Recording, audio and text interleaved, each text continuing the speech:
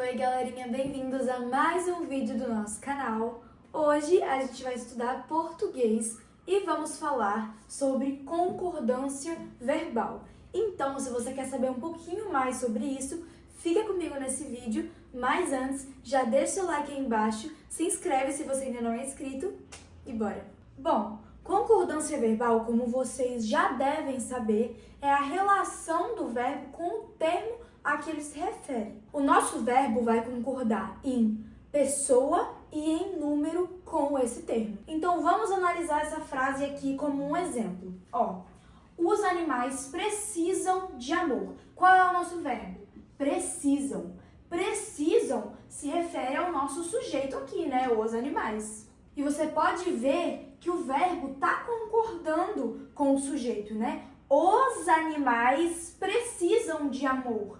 Aqui, o nosso sujeito, os animais, está no plural e precisam também está no plural. E pessoal, na língua portuguesa, a gente tem casos específicos de concordância verbal. E a gente chama esses casos de casos especiais. Eu vou falar vários deles agora, né, para a gente poder aprender mesmo a concordância verbal. Vamos começar falando do nome próprio no plural. Pessoal, para explicar esse caso aqui, eu trouxe um exemplo, ok? Minas Gerais é amável. Minas Gerais é um nome próprio, ok? Aqui é o nome de um estado, né? E tá no plural, né? Minas Gerais, ok? Então aqui a gente tem um nome próprio no plural. Sempre que eu tiver um nome próprio no plural sem estar antecedido de artigo ou de algum outro determinante também, né?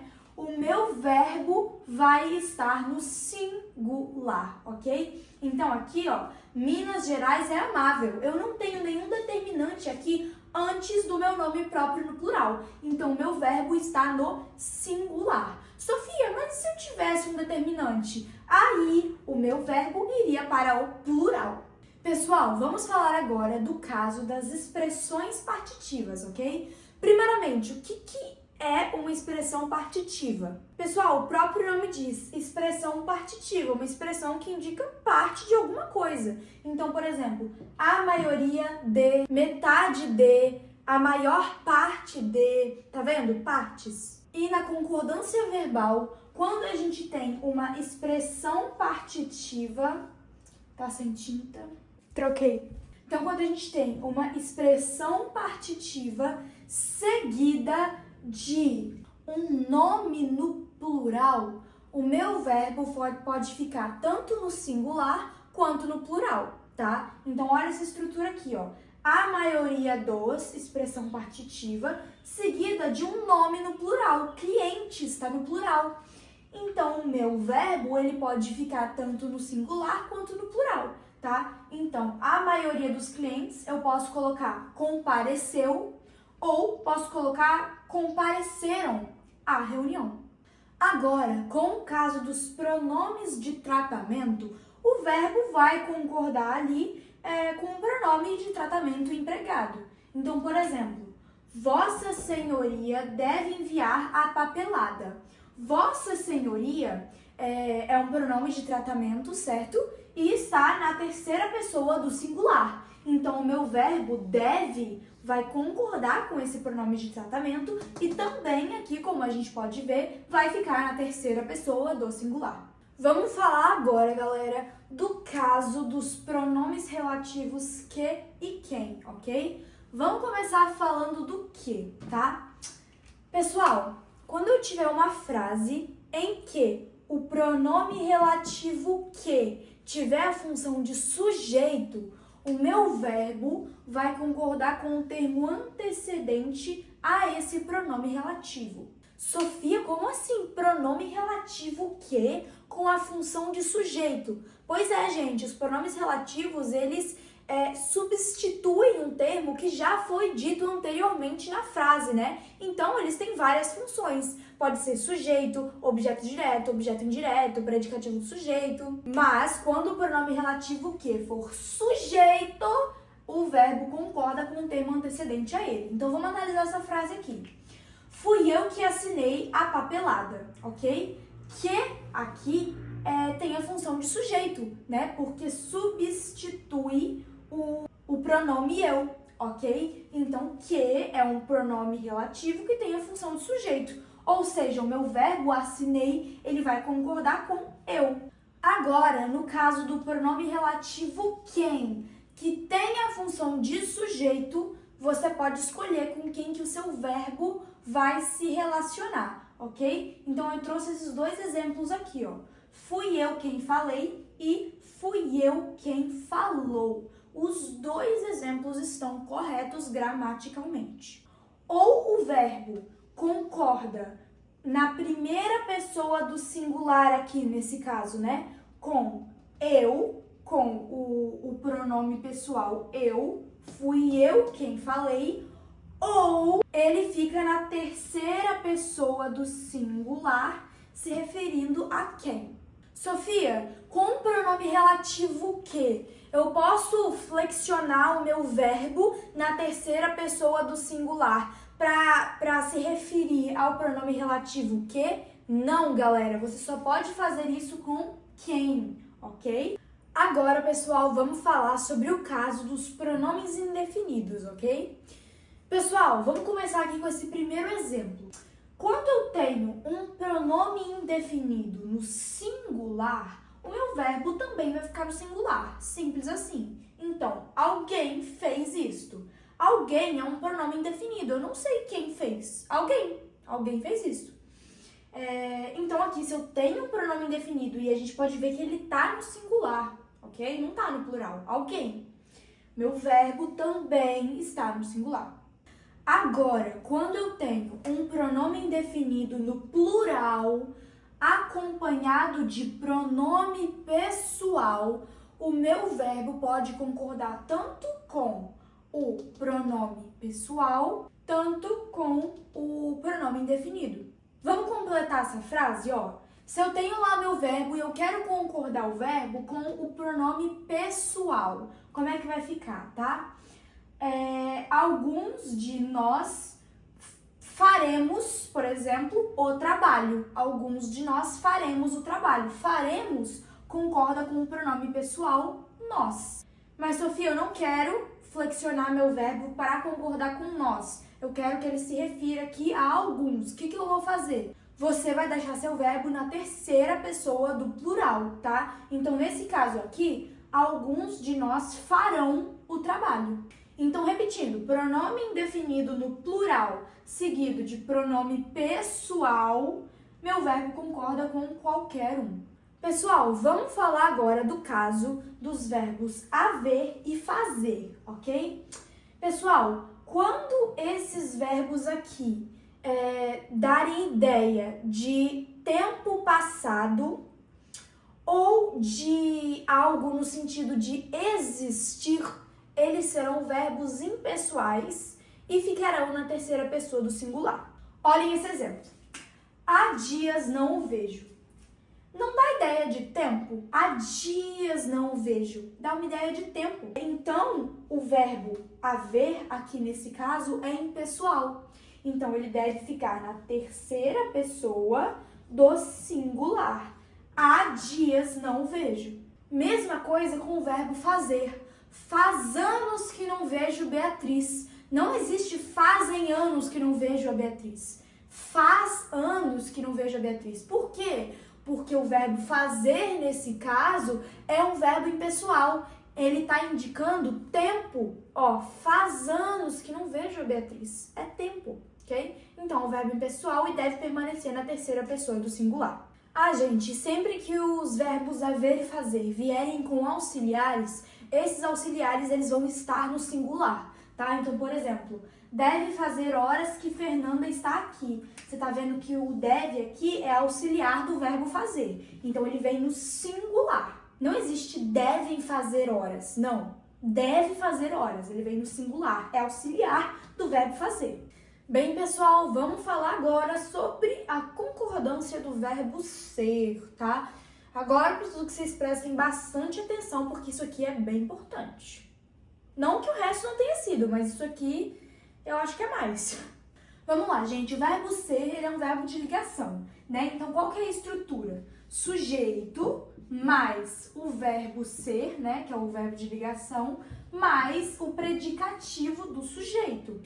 E, na teoria, o verbo ser pode concordar tanto com o sujeito, tanto com o predicativo do sujeito. Só que a gente tem algumas exceções, a gente tem algumas regrinhas aí que a gente tem que saber para a gente não cometer um erro de concordância verbal, tá? Vamos ver elas agora. Vamos começar falando da primeira regra aqui, ok, gente? Quando eu tenho uma quantidade expressa ali na minha frase, seguida das palavras pouco, muito, ok? Vamos analisar esse exemplo aqui para a gente entender, ó.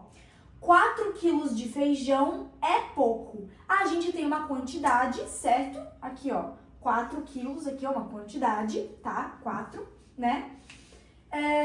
Seguida de pouco, da palavra pouco. O que o verbo ser vai fazer nessa situação, né? Com quem que ele vai concordar, em que número ele vai ficar. Galera, quando eu tiver uma quantidade seguida das palavras muito, pouco, o meu verbo vai ficar na terceira pessoa do singular. Então, a gente pode analisar aqui, a gente pode ver isso nessa frase aqui, né? 4 quilos de feijão é pouco. Não é 4 quilos de feijão são pouco. 4 quilos de feijão é pouco, ok? Porque eu tenho uma quantidade, porém essa quantidade aqui está seguida da palavra pouco. O meu verbo ser vai ficar na terceira pessoa do singular. E quando o nosso sujeito é um pronome indefinido, demonstrativo ou interrogativo, o meu verbo ser pode concordar com esse sujeito? Não, pessoal. Nesse caso, quando eu tenho uma estrutura em que o sujeito é um pronome indefinido, demonstrativo ou interrogativo, obviamente ali, né, com o verbo ser, o meu verbo ser não pode concordar com esse sujeito. Ele vai concordar preferencialmente com o predicativo do sujeito. Eu trouxe um exemplo aqui embaixo para a gente analisar, tá? Nem tudo são flores.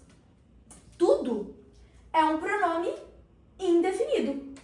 Pronome indefinido. Nem tudo são flores. Tudo o quê? Não sei, é indefinido, tá? Então significa que o meu verbo ser aqui, ele vai concordar com o predicativo do sujeito flores.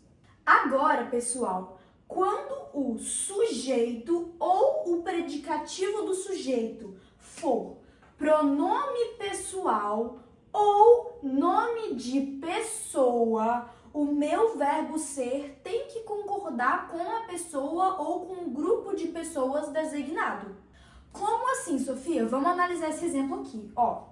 Ela é os amores do papai. Você fala assim, nossa, Sofia, isso tá muito estranho. Não tá não, gente. Ó, aqui a gente tem o sujeito, aqui a gente tem o verbo ser, ok? Aqui no caso é, né? E aqui o predicativo do sujeito. Ela é os amores do papai. Você percebe que aqui o sujeito, ele é um pronome pessoal, ela.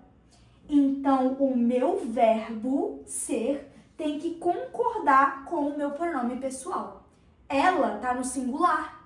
Então, o meu verbo também vai ser no singular. Ela é os amores do papai, ok? Não vai concordar, nesse caso, com o predicativo do sujeito, porque aqui eu tenho um sujeito que é um pronome pessoal. Então, ele tem prioridade aí, tá? O meu verbo ser vai concordar com com o meu sujeito, que é o pronome pessoal. Agora, pessoal, quando o meu sujeito indica quantidade, tanto o meu verbo quanto o predicativo vão ficar no singular. Então, olha aqui, ó. 20 reais é suficiente, tá? Meu verbo ser tá no singular e o meu predicativo também tá no singular, tá? Por quê? Porque o sujeito, 20 reais, ele indica quantidade. Agora, quando eu falo de distância, data e hora, o meu verbo ser, ele concorda com o numeral. Então, por exemplo, daqui até o clube são 20 quilômetros. São, concorda com quem? Concorda com 20. Tá vendo que 20 quilômetros é uma distância? Então, ele vai concordar com o numeral 20. Em relação à data, galera, quando aparecer a palavra dia, por exemplo, hoje é dia 20 de setembro. O verbo ser vai concordar com a palavra dia, tá? Hoje é dia 20 de setembro e não com o numeral. Sofia, mas e se não aparecer a palavra dia? Aí, ou você concorda com 20, hoje são 20 de setembro, ou você concorda com a palavra dia que não está explícita na frase. Você também pode dizer, hoje é 20 de setembro. Mas quando a palavra dia está explícita, está aparecendo, aí o seu verbo ser tem que concordar com a palavra dia. Pessoal, agora saindo do mundinho do verbo ser, vamos falar sobre fração e porcentagem. Como que o verbo vai concordar quando eu tiver fração e porcentagem na minha frase? Vamos lá. Pessoal, quando o nosso sujeito é uma fração, o verbo concorda sempre com o numerador. Para quem não lembra o que é isso, vamos supor, fração 2 terços. O 2, o que está em cima é o numerador e o que está embaixo é o denominador, ok? O meu verbo sempre vai concordar com o numerador. Então, vamos supor, olha esse exemplo aqui. 1/3 dos alunos saiu. Você fala assim, nossa Sofia, parece estranho, não seria saíram, não? Não, pessoal, porque o meu verbo, ele tem que concordar com o numerador da fração. 1/3 é assim, 1/3. Quem que tá em cima? Quem que é o numerador? É o 1. Então, o meu verbo, ele vai concordar com o numerador, aqui no caso, ficando no singular. Agora, quando o meu sujeito é uma porcentagem que não está seguida de uma expressão especificadora, o meu verbo concorda com o valor do numeral, tá? Sofia, o que é uma expressão especificadora? Como assim? Olha aqui esse exemplo. 55% responderam à entrevista.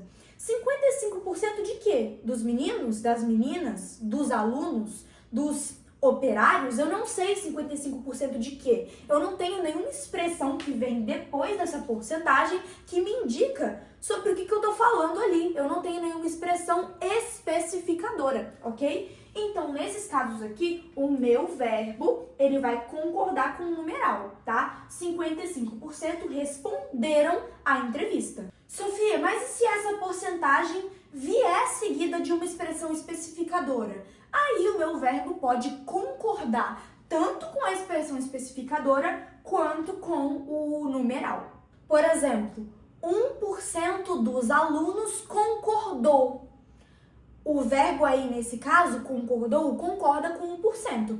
Agora, se eu quiser falar 1% dos alunos concordaram, eu também posso falar. Eu estou concordando com alunos. E um asteriscozinho aí, galera. Se o meu percentual tiver antecedido de um pronome demonstrativo, pronome possessivo ou de um artigo no plural, o meu verbo também vai para o plural, tá? Pessoal, vamos falar agora sobre o vocábulo ser, ok? Quando eu tenho um verbo acompanhado por um vocábulo ser. Como que eu vou flexionar esse verbo? Calma lá, galera, eu vou explicar para vocês. O ser, aqui nesse caso, ele pode ser tanto um pronome apassivador quanto um índice de indeterminação do sujeito, ok? Aí, dependendo do que o vocábulo ser for, a gente vai articular o verbo de maneiras diferentes, tá? Vamos analisar essa frase aqui comigo pra gente começar. Necessitava-se de ideias novas.